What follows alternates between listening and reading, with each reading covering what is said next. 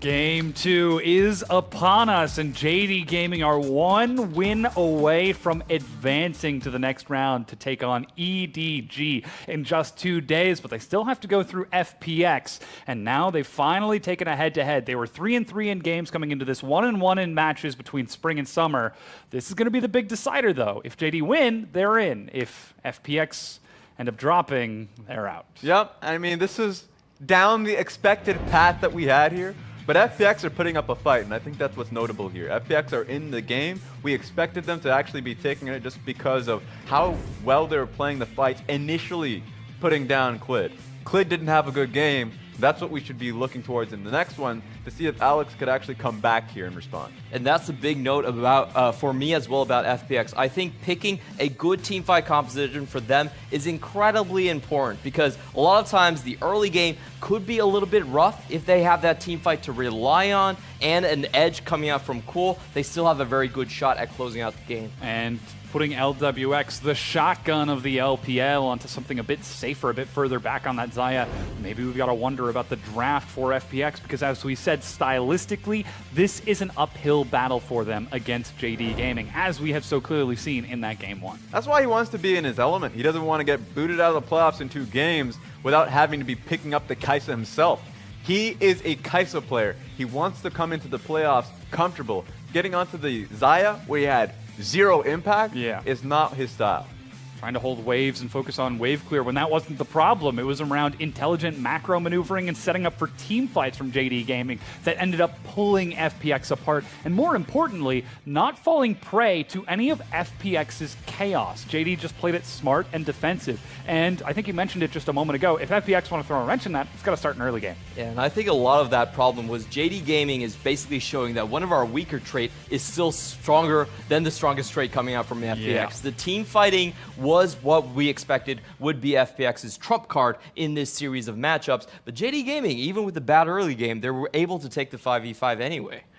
Yeah, just playing through those powers of strength, those windows of strength, as we talked about before this. But looking into this is FPX's last chance. Again, if they drop here, they're out of playoffs. They're out of Worlds contention.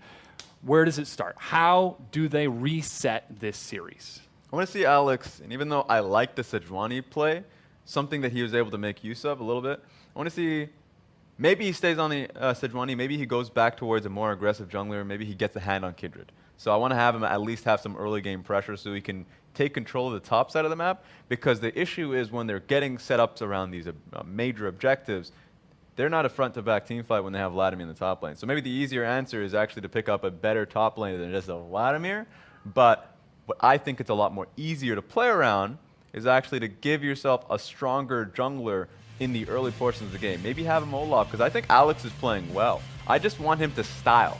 That's what I want him to do. I want to empower a player that was actually playing well in Game 1 in Game 2. That's a really good point. Alex is known for those more aggressive and carry-oriented junglers aside from the Sejuani. Kindred and Nocturne especially are his 2 big picks, and those 2 picks are able to snowball Cool very far ahead. So in this matchup, I think you are still looking for Cool to be the main carry of the team, to hold down the early and mid game. I could see that being a viable solution going forward. Yeah, duo he could tag team with.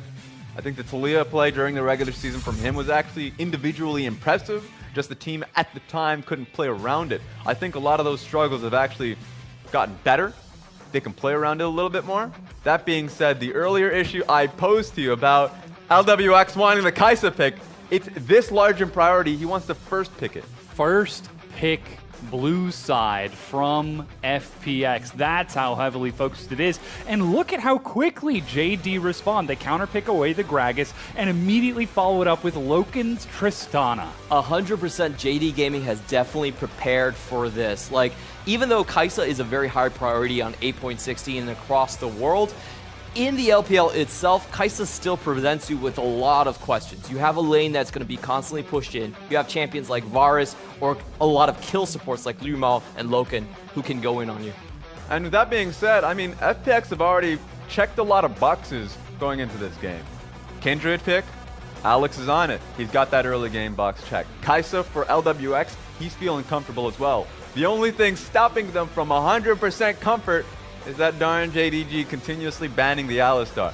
So, I mean, Chris is going to be now going on towards the Braum, but at least they can actually strengthen around what is a strong skirmish-style bottom one with double AD carry. And look at the confidence from JD coming into this. I mean, so often we talk about them playing more games than other teams in the LPL, 50 total, because they go to that game 3 so much more often during the regular season, that inconsistency later on in the match. Is there a chance that we could be seeing that here with a blind LeBlanc pick from Yagao into Cool, who has plenty of counters?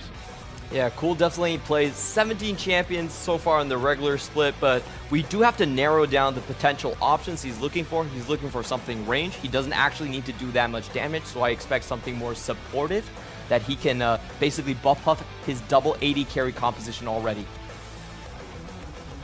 Oh, the Lee Sin getting banned here too. This is when you start getting into that territory here, because even though Gragas got picked up, I mean, we already saw Gragas get passed off to the support position last time around, and Lu Mao is a creative support last time going on towards the Zillion in the last regular season series. So it makes sense that they're respecting him. I just wonder what Klid's going to style with now. He has that extra buffer in a game, so it's better for him knowing that he's going up against the Kindred to try something new. Oh, and now this is interesting. The Fiddlesticks making a return to the LPL. It appeared very early on in the season. Lu Mao was one of the bigger proprietors of it. I do like this pick because it basically is a anti-Lamb's Respite pick. You put up your ultimate, I put up my ultimate, and guess what? I'm not going to die. I'm going to do a full channel of Crow Storm right in the midst of you. So a very strong counter to the compositional advantages of FPX. It's actually just super annoying to play in the laning phases alone, not just because of the damage that the Fiddlesticks provides, but it's just a no button. It's a no button when Kaisa wants to jump into a fight. It's a no button when Braum sees a stun, a possible stun, throwing out the door. It's just a hard no. Very big setup from JD, but we've got Kim Goon back on a tank, and Cool looking to carry from that Aurelia. And I do agree about the hard no from the Fiddlesticks, and that's why I do have a lot of questions coming in from the Aurelia. This composition from FPX, they don't actually want to go into the enemy comp. They want to stand together as a group and kind of use their range advantage to play around that, but with an Aurelia pick that is more of a diver, I feel like that sets up a bit of a controversial split between what the members want to do. I love the fact that Zoom just locked in Darius. I know we just came out of a face-to-face with Zoom. Clement, you had that interview coming through. And what I love about Zoom, confidence. Just exudes machismo. So picking up the Darius fits still to his name. Going up against a heavy tank composition, he goes towards the Braum, cuts him down. Cho'Gath in lane cuts him down, and there's no Kindred that actually wants to be able to mess with him, so it's going to be on FPX to deal with him early on. We've seen Keen with this Darius go up against a Cho'Gath matchup. It's extremely punishing, and if he can get into that Lamb's Respite, it's also Chop City for him. He's going to be constantly dunking on your members, so a great tech pick coming out from Zoom. JD maneuvering the carry role for this game 2, this potential series finisher amongst 3 members now instead of just the one from Loken in that game 1 performance. Now they've got themselves the Tristana to carry as well, but also LeBlanc from Yagao, potentially looking to hard carry in the mid lane, Darius in the top lane trying to do the same darn thing. But it's up to FPX to stymie that. We said it's going to start in the early game and try to prevent JD from getting to that intelligent macro that we saw in game 1. And now they've got the composition to do it with a Kindred and plenty of strong lanes. You gotta start strong, man. I know I was wrong the last time when I said, JDD go for a level 1 with the Braum and Olaf. This time around, I feel like it needs to happen. Braum, double AD carry, at the very least go for an early game, let's say level 2, fight around bottom lane. If you don't play around bot with a double AD carry comp, you're not making a good advantage, or at least taking use of it. So that's what I want to look towards. And for whatever reason, someone is now a pigeon. Is that cool, a pigeon? That is the most literal rendition of FunPlus Phoenix Cool I think I've ever seen. So the word brother in Chinese sounds the same as pigeon. So they're basically calling him Big Brother and using a picture of Big Pigeon to symbolize that. There we go. I mean, that's one way to paint a phoenix. He's not on fire, but it's still a bird. He's going to have to light this series up if he wants to bring it back to a game 4 and reset for the chance at a game 5, because it's going to take FPX reverse sweeping as JD are 1 win away from advancing to the next stage of playoffs. as we load onto the Rift. Will it be JD eliminating FPX, or will we get the chance at a return? As you can already hear the pings going on behind us. And there we go, JD make it onto the Rift. Let's hear it from the fans, potentially one last time.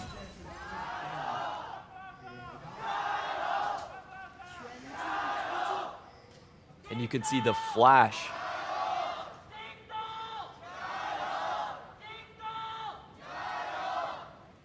The flash already blown from LWX. Another JD Gaming level 1 pinch going into the bot side this time. And that's such a bad situation for FPX because this is one of those lanes where you can get constantly shoved in by the double range of Tristana and the Fiddlesticks. You have to prepare for the dive afterwards. Yeah, so that's essentially what we missed out. The fact that it's very likely that Lumao started off with his own fear. We'll have to track it during the laning phase, but even though I was talking up the level 1 FPX could go for, they didn't go for anything. And it was actually LWX was in the bottom side of the map getting caught out. And I want to note, in the early game, all 3 of JD Gaming's lanes should be able to push out. They are superior matchups, so the early game is going to rest on Alex's shoulder. Can his pocket pick of the Kindred really save some of the matchup losses that they have to endure? Clid going forward buff to buff as he hopes to get onto the map as quick as he can.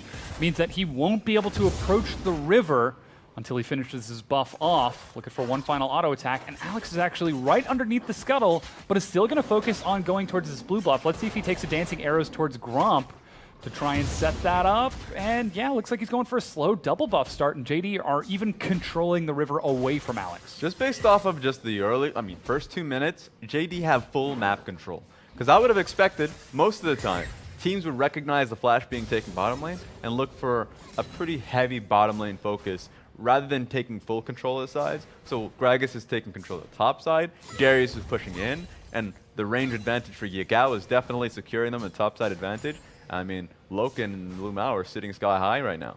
And look at the mental game that they're playing as well. Clid roaming top to place a defensive ward for Zoom, allowing him to push off of the knowledge that the Mark Scuttle was up top. Even though he didn't see the Kindred, the fact that he could be there and JD are collapsing on the bottom Scuttle is just putting even Alex into a pinch. And this is the danger when you run a Kindred and then have 3 early losing games. You're never going to stack up. The big number you want in the laning phase is 4. You want to get your extra 75 range, but you have to start on the Scuttle. Oh, yeah. And with lane control going over to JD Gaming, it's actually going to be quite difficult for him to find any chance at it. Already things are looking a little bit tough for FPX as JD Gaming, 1 win away from closing this series out, set up their early game with strong lanes and even follow up on that to make it a strong jungle. Now, there is still plenty of opportunity for outplay in this matchup, as you can already see Yagao is trying to focus Cool down before he knows that Cool will get that powerful level 6 and trade back. He might need some help in from Alex just in case, because he's starting to slowly push in. It might just be alright because no mana is there for Yagao, but he's still looking. So, that being said, expect bases to come across throughout the mid lane. Bottom lane still has some time for LWX's flash to come up. That's why LWX still has to just take that out. Slow it down a little bit more because Clid can still look for a gank. There's no vision on him, so while Clid is basing, he doesn't know. And so this is just FPX, as you mentioned earlier on, just taking a slower pace of this game. And it's really up to Alex to find those gaps throughout JD Gaming's vision and try to get the ganks off. I don't think this is a winnable game for FPX unless they find some early level ganks, because if this laning situation just continues, it's going to get from bad to worse, and they're going to be looking at a mid-game where they're 3 or 4K behind. They absolutely need some turbulence to happen to slow JD Gaming down. Darius up to level 5 now. Yagao getting close to his own level 5 as Zoom catches every single one of those minions for a 9 CS lead just over this passive laning phase against FPX. There's still a defensive ward from Gimgoon up top to keep himself safe. Now a control ward, and no zombie ward dropped from Alex. So still plenty of opportunities, but he's trying to get in. He's looking for those openings, but even already the ward has been cleared out. Yeah, so that's just unlucky because a lot of times it is a bit of a dice roll putting down that control ward to see if it's going to be cleared out that quickly. Some people just pass by around the bush rather than going straight through it. And so you get a lot of information just in that position alone, but the only information Alex got was that, yeah, Klid's topside. I already knew that one. So threw down the control ward, good idea, just not being taken much out of it. And here comes the battle for the first mark. You can see JD Gaming already setting up for it. The back time for Yagao means that he has more effective gold coming straight to lane, and the bot lane is pushing as well. It does look like Alex is going to be denied yet another mark. Yeah, he's hovering on that top half of the map, but Klid is still focusing on taking his red buff first and looking for a blast cone over the wall. He might be able to loop around Alex as these two junglers pass around each other. Now they've spotted it, but that was a quick body slam forcing him back as Zoom just trading with Gimgoon. One more hit could be a big true damage execution, but already Cool is the one who's actually turning onto the Scuttle Crab. Yeah, he went bot side. I would say it's a bit of an unlucky timing because Alex was actually in a position to pressure. Cool now being turned on. Oh, and a good sidestep gets him away. That's the Predator, and they're chasing him down. Cool collapsed on first blood. Yagao. That was just a straight minute of bad coordination between Alex and Cool. Alex pressures top side, finds a Gragasoo body slam. You'd expect to, wait a minute. No body slam, let's go at it. But he was alone while Cool was heading bot side for the Scuttle Crab. So they were doing two different things at the same time. And this has been a problem for Cool for years at this point. OMG, LGD, all of these teams and players that he's played with, he knows what's at stake. He knows he needs to get the Kindred ahead, so he collapses onto the mark to try and get Alex there. But it's a late reaction and a late response, and he's the one who ends up paying the price for it. I mean, ultimately it depends on what's being said, but when he goes on towards the Scuttle Crab, Kindred had already been topside for a while there. He'd know and met Klid, so Klid knows where the Kindred is. So it was just good information coming in from JDG, which resulted in Yagao tracking you down. So I think it's just more of a, ownership for both of them, knowing what they're trying to do. Because if Kindred is going topside, at least be around the area for a little bit longer, and you can join alongside him to be able to get the Scuttle Crab later on. And I think overall the setup from JD Gaming was just far superior. They had the vision to spot Cool as he came in. Yeah, speaking of setup, there it is. Ooh, the cask will find Crisp. He continues walking forward into it. Big explosive shot as I believe Loken just autoed a minion with his ultimate. But still, it's Lamau who finds the kill. There we go. Finds it. I mean, this was just in the videos that they've been looking through. Looking through the replays of JD's dives. You find Klid on Gragas, and you can make it happen. LWX was pretty damn low. He had to expend his flash to get out of there. But as you mentioned, look at it. Crisp had no way out. And honestly, this is why we only see teams like RNG have such a high priority on Kai'Sa, because a lot of these plays happen in the LPL over and over again. You give up your lane priority, and we're so focused about bot lane killing. We have this got down to a science. There's no level 6 onto Crisp, and just a display of dominance from Loken, where he ults a minion right in the face. And ooh, flash engage. Cool's looking for a solo kill. That's the ignite, and it's he the right will one. find it. Cool. How does he know which target? Look at that. Yagao is even stunned in his player cam. That's what you do with Cool, man. 7th solo kill, last patch here, even adding it to this one. So you give Cool the pick that he wants, and even though he suffered to death earlier on, resilient, comes back into the lane and makes up for it. Oh, Loken finds Alex, Oh, no! and he gets the smite off, allowing him to tick over to level 6. Lamb's Respite, the chase over the wall, the Void Seeker. Loken finds it, and he's out of there. Gets a reset. LWX does not escape, and a flash to get away from Crisp, flanking Lumao with the save as they escort Loken back out. Now, the Dragon was picked up by FPX, but Alex is down again. Good lord, man. I just cannot believe it. I was saying, Alex once again on his own for the Dragon, so that one surprised me at the same time of Cool making the kill happen. So they're just trying to get a lot alone. And so it just results in what was going to be an outright advantage for FPX, but turns into a trade. yeah, that was a very risky situation, and I agree with you. Even though Alex, in result base, he got the Infernal and that was worth it, there was a very good chance that he would just have been blasted out of the Dragon Pit and had nothing to show for. But once again, let's look at Cool's solo kill. Gets the ultimate, gets the Q, saves his flash from the first time, and also is patient enough to wait for Yagao to show himself, the true Yagao. Yeah, and there are going to be frames of when you're returning back to your own distortion that made it so it's easy for Cool to just lay down the Vanguard's edge, was able to easily get it onto Yagao and look for a dive. Now we still see control over the Scuttle Crab from JD Gaming. Yagao tries to get in there, but this time Cool and Alex are on the same page. and it's passed over. Cool, good guy. He did it. Heads back into lane, and Alex finally gets that first mark. Though JD were doing everything they could to try to prevent it. Yagao was looking to collapse down with a distortion steal. The bottom lane from Loken and Lumao were pushing into LWX to potentially collapse if there was a skirmish. JD still know what their game plan is. It's just not quite working out this early on outside of those early kills. I just love that it's a team-wide coordination, as you've mentioned, to put down Alex. Alex wanted to find the early game pressure that he's gone towards in the regular season. And sure, it's getting better, but he's 0-1-0. Only has one mark to his name. So he's definitely in a negative mindset, while Cool is riding high. Yeah, and honestly, he was only able to get that scuttle because of the solo kill coming in from Cool. A lot of pressure being put on Yagao. He knows that he probably can't take this matchup straight up. But in the bottom lane and in the top side, the laners are still suffering quite heavily for FPX. Yeah, 7 CS advantage for Zoom. In the bottom lane, it's actually a CS advantage for LWX. But on that, Kaisa takes a little bit more time as he's going for what looks to be the Guinsu's Rage Blade as well. And Cool with the emote and the taunt spin.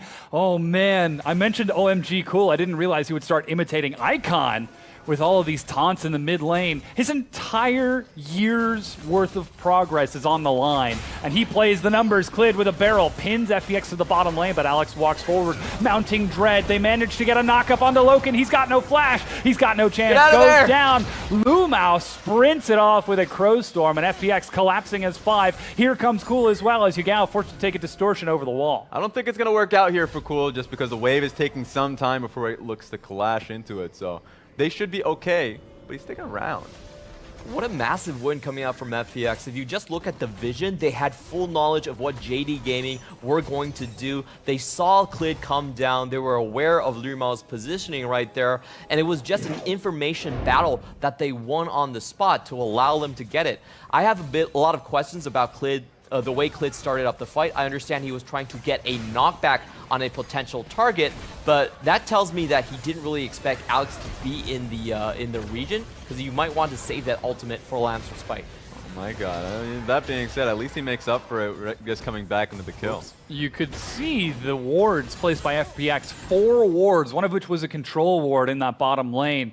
They were very clearly spotting out JD in advance, but they're not able to see this minion wave push mid, as that's just some good damage from JD as they rotate towards the mid lane and find some chip damage, but that means that's more time for Gimgun to try to catch up to CS, and Loken still breaks down first brick as LWX was rotated mid to try and defend that feigned 5-man push. Ooh, but there's a good trade here. I just want to talk about the fact that there's that much gold being put into Loken's pockets early on, so he should be able to get the Storm Razors early on.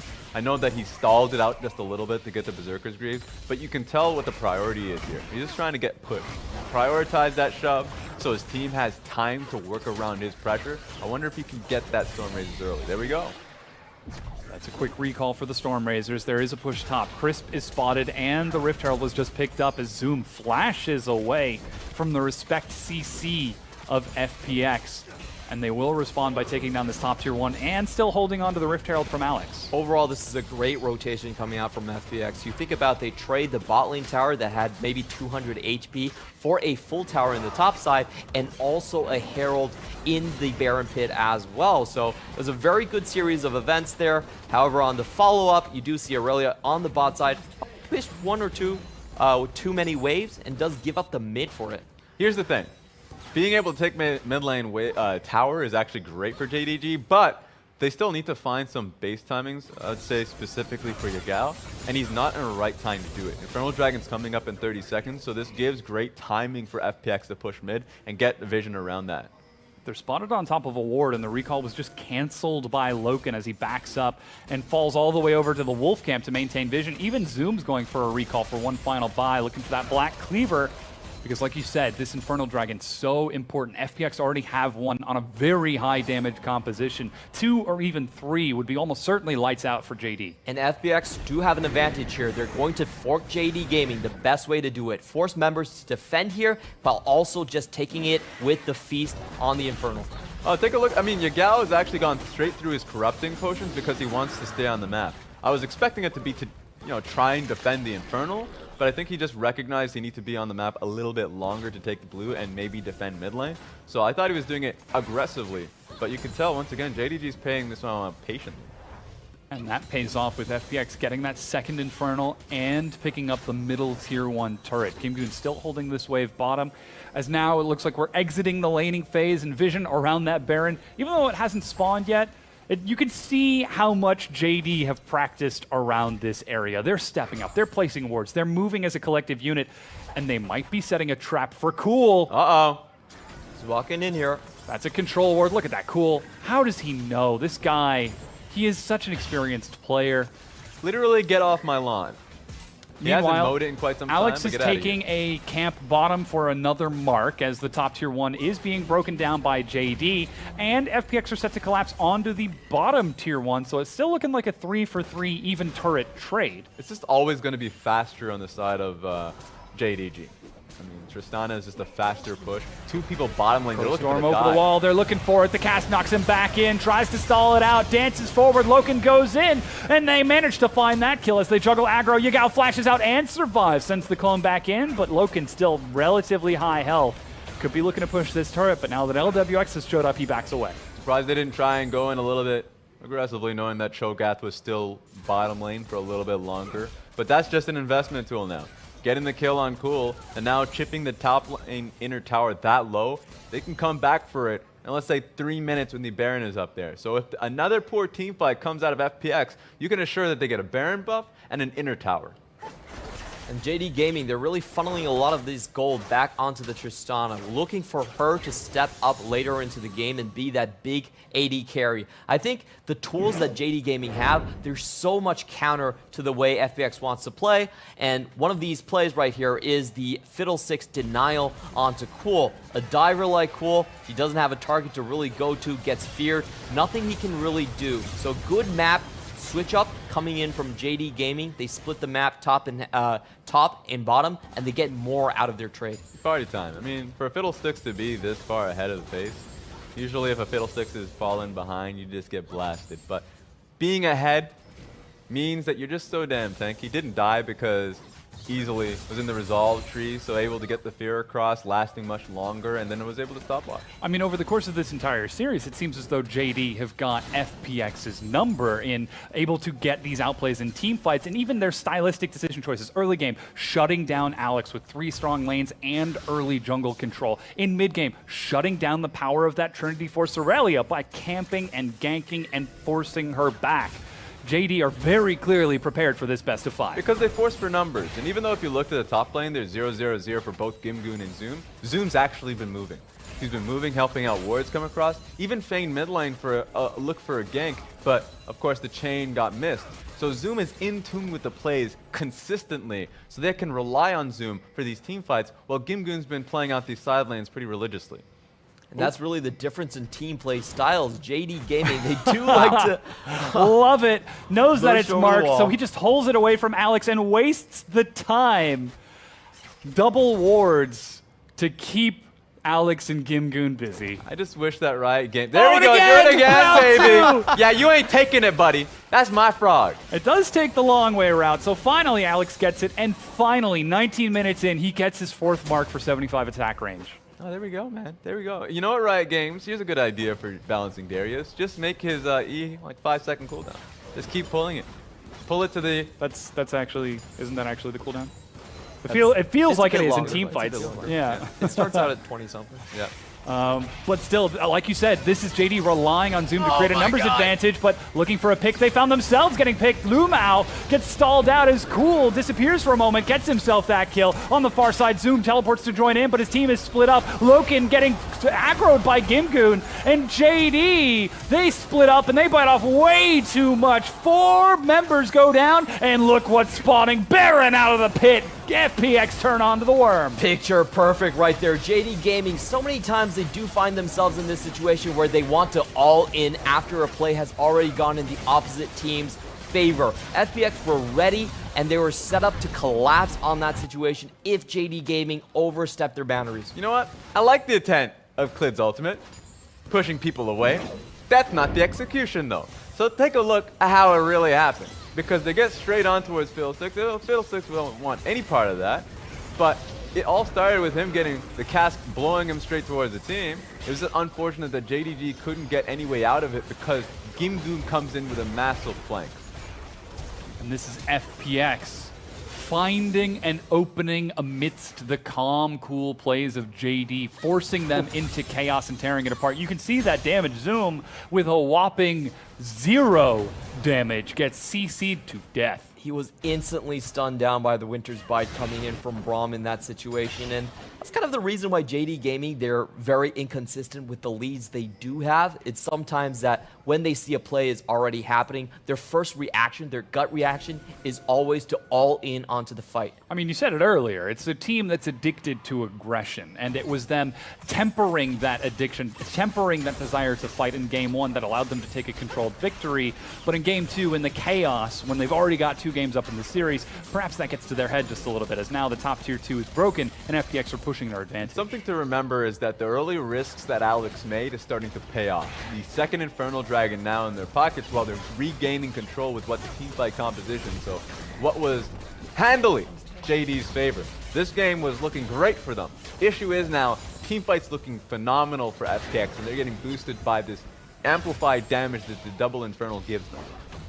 And Gauss steps up Wow. for some damage, but look at that AP Kaisa, ladies and gentlemen. A Cathian Rain, though it scales with AD, it still does flat damage. That's nice. Isn't that nice? Literally press Q, out-traded. That was just a Q and auto coming in from LWX. No other sources of damage, and he's already at half health. Now they're pushing up for the inhibitor. Yagao is fresh out of base, but a knock-up onto Clid, plus another Winter's Bite. No concussive blows are procced, but it's still 90 seconds and a wave pushing top. This buys a lot of time for FPX, specifically for LWX now to get his next AP item. I wonder if it's going to be a Rabadon's Death Cap or a Banshee's Veil. 2 options that I think are really good for him. One to defend against what is Gragas's Engage. The other one's just to have raw damage. It was already looking bad for Yagao when he tried for any poke-on towards him. It's going to get even worse when he has that. Alex now taking this third third elemental, which happens to be a cloud, and the next one spawning is an infernal. We could be seeing a triple FPX on a huge composition. Sorry, a triple infernal on an FPX composition that thrives with it, but cool. He's on the prowl. Who's his target? Loken, Vanguard's Edge. He leaps away, gets deflected. The chase from Cool, and he gets pulled in a little bit too far as JD are able to defend 5 members. Cool is trolling. So, I understood the initial point. Top side, trying to eye onto Yagao. His team had already based, already went back. He's alone. He's surrounded by 2 people. Ordinary mid laners would be like, I am out of here. I have a way out. But he tries to go in because, like, maybe I can just get the kill when there are 2 people there. You are so close to the JDG composition, to their own base. Of course, there are going to be more people, but now Zoom's under Looking pressure. for Zoom, and they've found him. Alex finds himself a kill.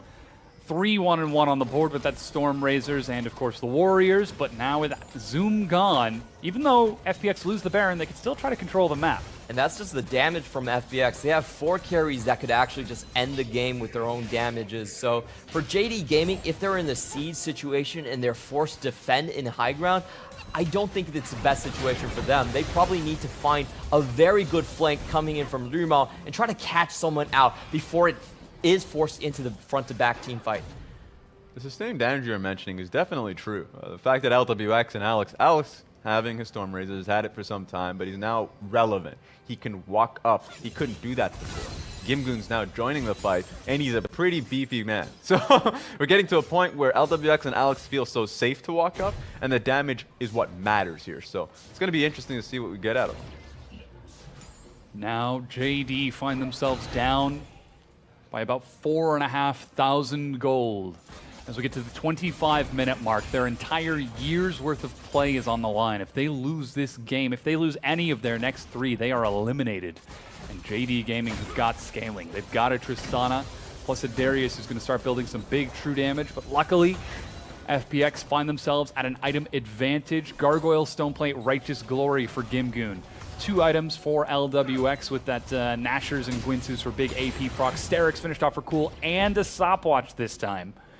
So now FPX They had an advantage in game 1, but couldn't take the fights. This time it's a lot bigger. And it's true. It's a straight, true teamfight composition with a 5K gold lead at this point.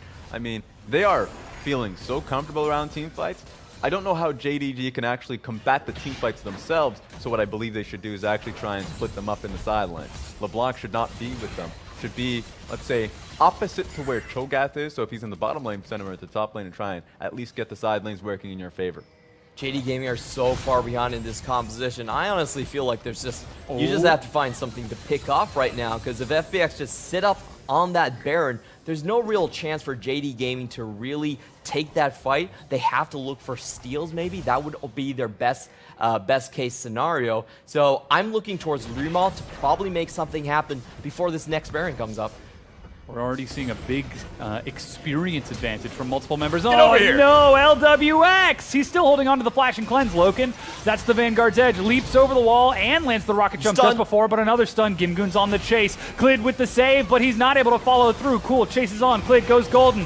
There goes another Void Seeker, but already a great stall. Still able to assassinate Alex, though. Yagao finding an opening. That was a massive play right there, because with the Baron coming up, if the FPX were at full members, that was just a straight Baron gone. So he does delay that from happening, but overall, FPX is still going to expand their gold lead. Oh, literally, I blinked. I didn't see it happen.